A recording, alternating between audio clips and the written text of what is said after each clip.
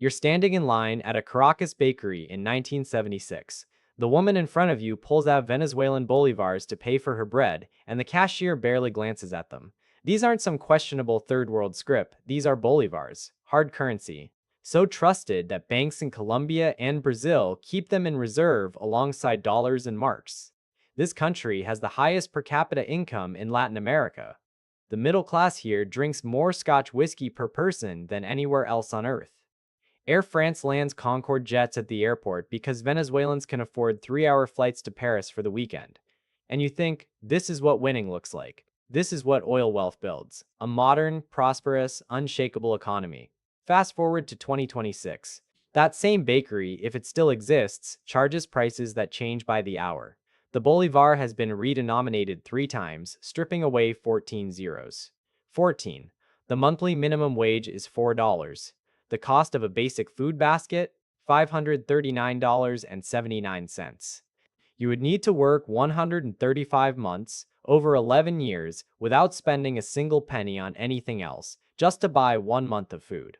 The economy has contracted 80%. That's worse than the United States Great Depression, which contracted 29%. 7.8 million people have fled the country. That's the largest displacement crisis in the Western Hemisphere, larger than the Ukraine refugee crisis. And here's what nobody wants to say out loud. This wasn't a war. This wasn't a natural disaster. This was a choice. A series of very specific policy choices that follow a pattern. And that pattern has a name. My name is Alex. For the past decade, I've been studying economic collapses, and I need to tell you something that kept me up at night when I finally connected the dots. The Venezuela playbook isn't some unique socialist disaster that could only happen in a corrupt, developing nation. It's a mechanical disease with a specific sequence, and that sequence is already operating in Western economies right now, including ours. If understanding how the wealthiest country in Latin America destroyed itself in a single generation matters to you, make sure you hit that subscribe button. Because what I'm about to show you isn't just history, it's a warning label. Here's what you've been told. Venezuela collapsed because of socialism. Maduro and Chavez were corrupt dictators who seized private companies, printed money recklessly, and destroyed the economy through incompetence and ideology. And sure, all of that happened. But that's the surface. That's the narrative that lets you believe it could never happen here, because we're not socialist. We don't have dictators, we're different. Except that's not the actual mechanism of destruction. The real disease is called fiscal dominance. And fiscal dominance doesn't care about your political system or your ideology. It's math. Let me explain what fiscal dominance actually is. In a healthy economy, there's a firewall between two functions. The Treasury spends money. The central bank controls the money supply and fights inflation. They're supposed to be separate, independent. The central bank is supposed to say no when the government wants to spend beyond its means. Fiscal dominance is when that firewall collapses.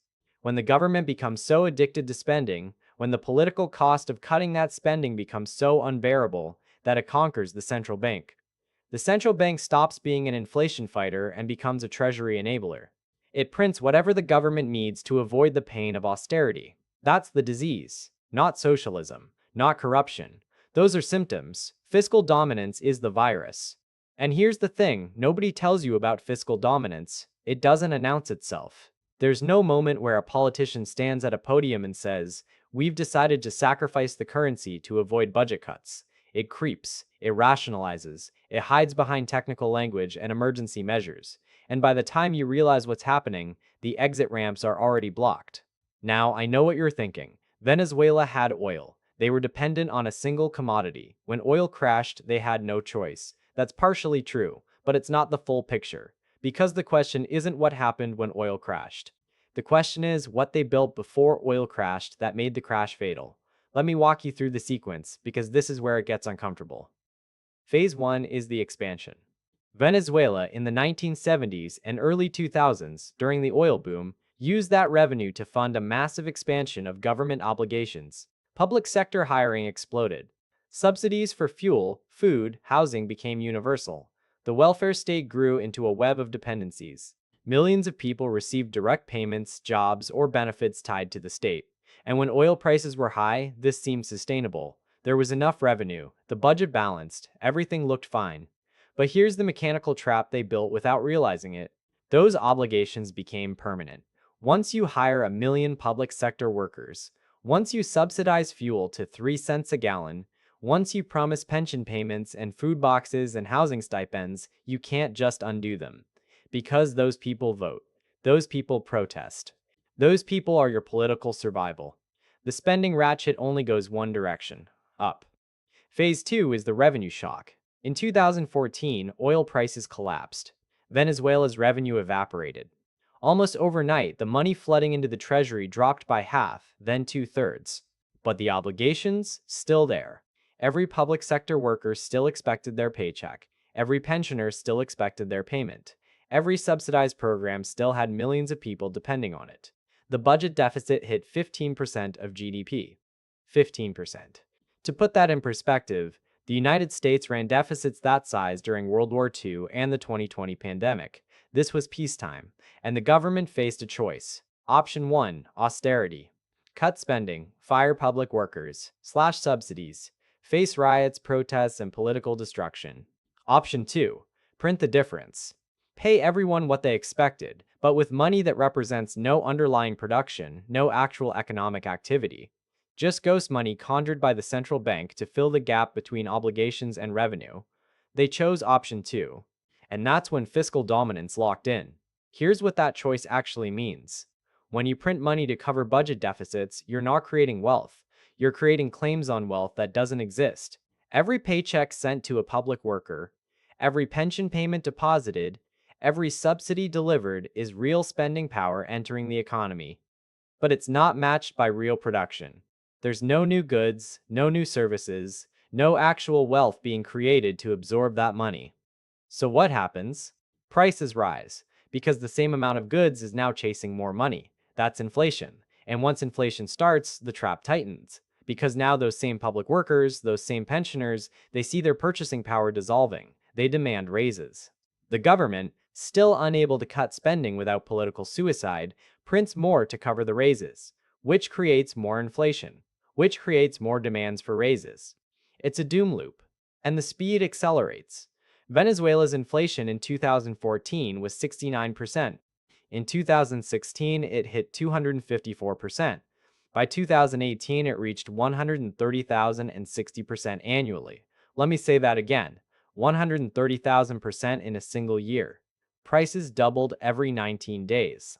Now here's where it gets really dark, and this is the part that most people miss when they study Venezuela. The government knew this was happening. They weren't stupid. They could see the inflation. They could see the currency collapsing, so they tried to stop it. Not by cutting spending, because that was politically impossible, but by controlling the symptoms. Phase 3 is the control phase. And this is the part that should terrify you, because this is the part where the playbook gets imported to the West under different branding. Step 1 of the control phase was price controls. In 2014, Venezuela passed the Law of Fair Costs and Prices. The government declared that inflation was caused by greedy businesses price gouging consumers. Sound familiar? They deployed the National Guard with price markers to walk through stores and enforce maximum prices on everything from diapers to chicken. If you're a business owner and the government says you can sell chicken for 5 bolivars, but your cost to buy that chicken is 7 bolivars, what do? You stop selling chicken. Within months, shelves emptied. Not because there was no food, because there was no incentive to stock it at government prices.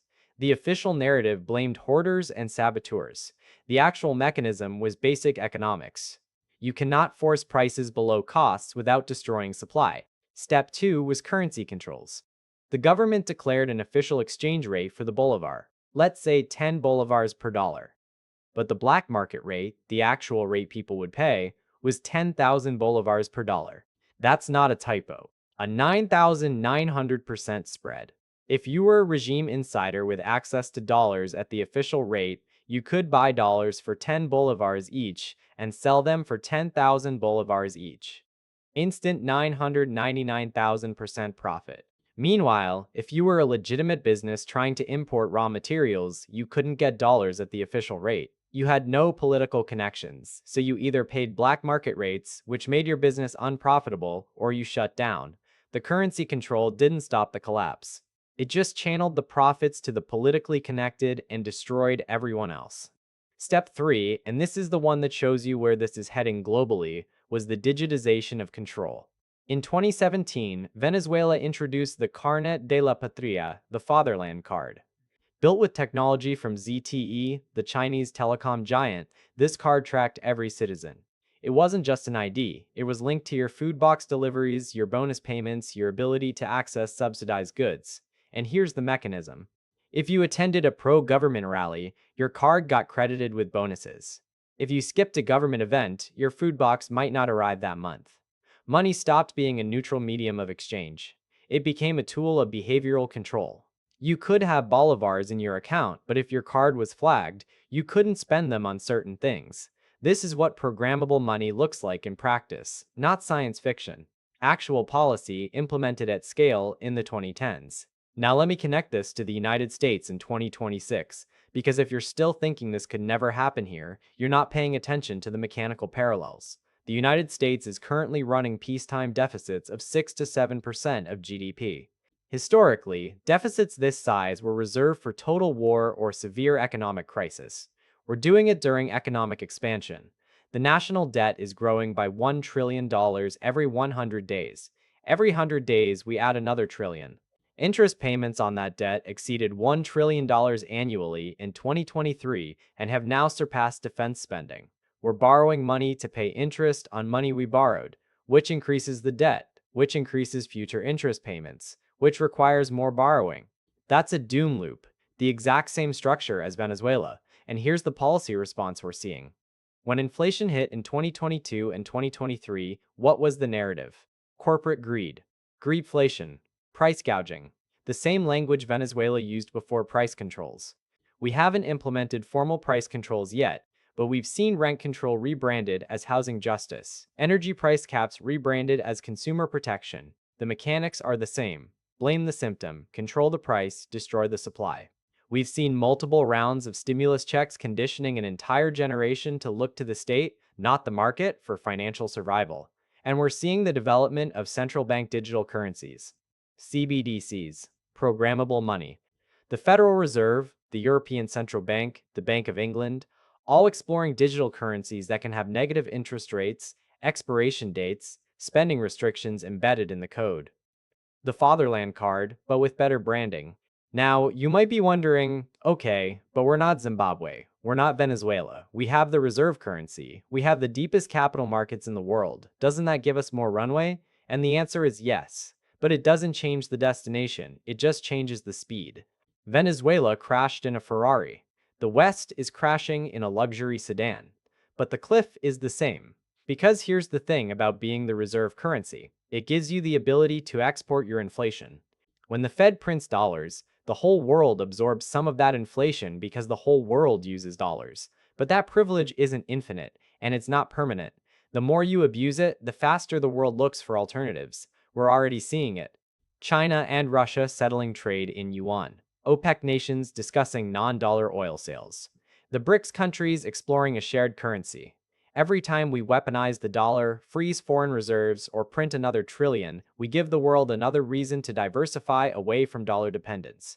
And when that diversification reaches a tipping point, the inflation we've been exporting comes home. Let me paint you a picture of what that looks like on the ground, because the statistics don't capture the human mechanism.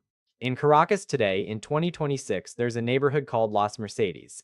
It's where the dollar economy lives. There are Ferrari dealerships, restaurants serving Wagyu beef, luxury condos with price tags in the millions, all transacted in dollars.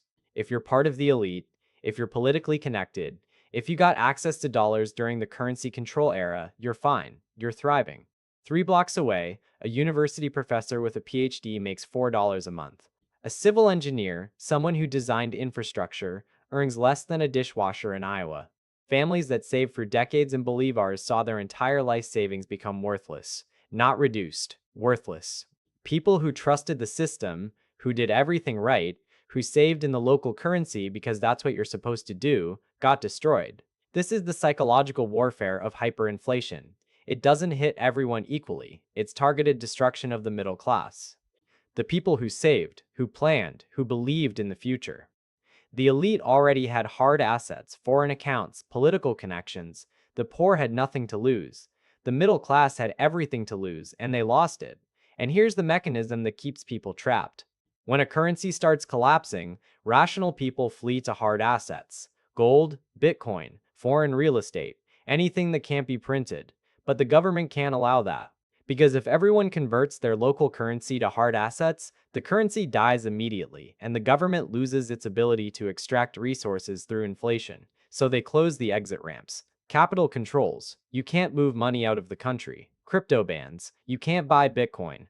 Gold confiscation: you can't hoard precious metals. And they frame it as patriotism. They demonize hoarders, speculators, anyone trying to protect their wealth. Venezuela banned crypto transactions, declared Bitcoin ownership illegal for a period, then later launched their own state crypto, the Petro, which was a spectacular failure because nobody trusted a government-controlled cryptocurrency after watching the government destroy the regular currency. But here's the thing: we have precedent for this in the United States. Executive Order 6102, 1933. Franklin Roosevelt made private gold ownership illegal and forced citizens to sell their gold to the government at a fixed price. This wasn't Venezuela. This wasn't some corrupt developing nation. This was the United States during a debt crisis. When governments face the choice between defaulting on debt and confiscating private assets to stay solvent, they confiscate. History is very clear on this. Now we're in the home stretch, and I need to show you how all of these pieces lock together. Because when you see the full mechanism, you understand why this isn't a left versus right issue. It's not capitalism versus socialism. It's math versus politics.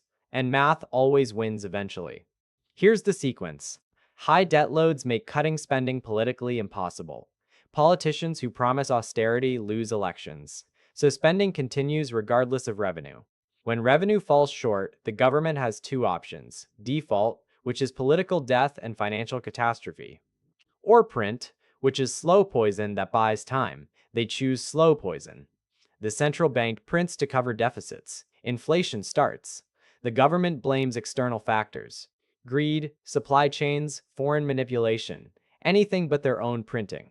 They implement controls to fight the symptoms: price controls, capital controls, digital tracking. The controls don't stop inflation.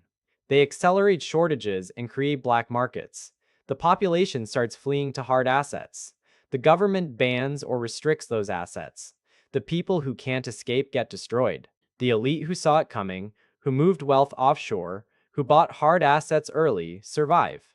The system creates a two-tier economy: a dollar economy for the elite and a collapsing local currency economy for everyone else. This is playing out in slow motion across the developed world right now. The UK has negative real interest rates, meaning their government bonds pay less than inflation. Savers are being taxed by default. The European Central Bank is buying government debt directly, something that was explicitly forbidden in the original ECB charter. That firewall between spending and printing? Gone. Japan has a debt to GDP ratio over 250% and can only service that debt because the Bank of Japan owns almost half of all Japanese government bonds. The central bank is trapped. If they raise interest rates to fight inflation, the government goes bankrupt from interest costs.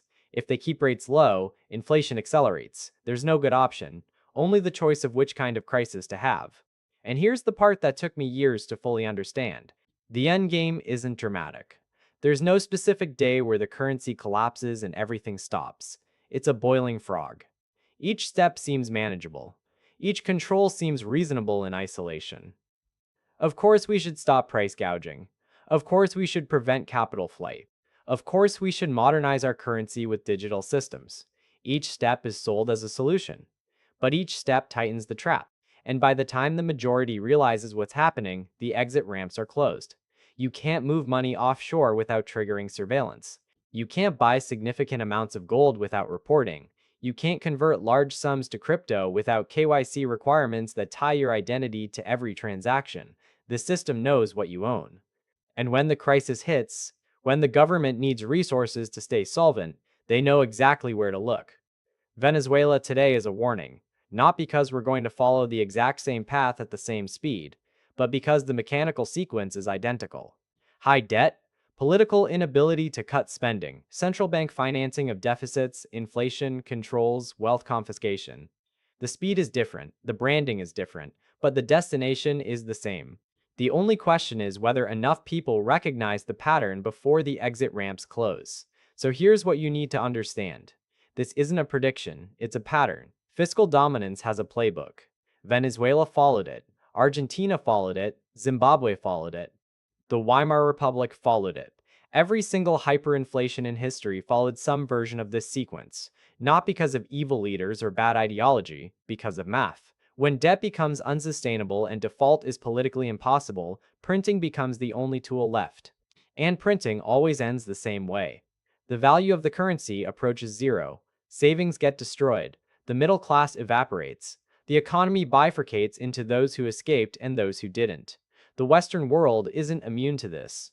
We're just earlier in the sequence and moving slower because we have deeper capital markets and reserve currency status. But those are advantages, not exceptions. They buy time. They don't change the outcome if the underlying disease isn't treated, and the treatment is painful. Spending cuts, debt reduction, fiscal discipline, political courage, the exact things that lose elections, which is why every government chooses the slow poison of inflation over the immediate pain of austerity, until the slow poison stops being slow. If you're wondering what comes next, watch the narrative. When you start hearing that your desire to protect your wealth is unpatriotic. When you hear that people who own gold or Bitcoin are hoarding resources that should be shared. When you hear that capital controls are necessary to prevent the rich from escaping their fair share. That's the sound of the exit ramps closing. The law of fair costs and prices didn't sound dystopian when Venezuela passed it.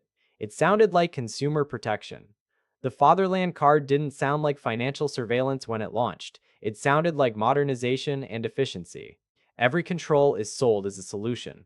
Every restriction is framed as fairness. And by the time you recognize the pattern, you're already inside it. Your financial future is watching this pattern and deciding whether you're going to trust the same institutions that destroyed the bolivar when they promised the dollar is different. What financial topic is keeping you up at night that nobody's explaining honestly? Drop it in the comments. That's what this channel exists for. Because the playbook is public, the sequence is documented. The only question is whether you're going to recognize it in real time or explain it to your kids 20 years from now.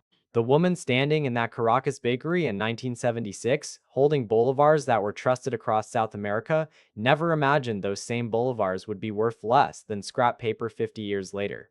But the government that issued them made a choice: spending over solvency, printing over discipline, political survival over economic reality. And the destination was never in doubt, only the speed. You're holding dollars in 2026. The same choice is being made right now. The only difference is you still have time to see it coming.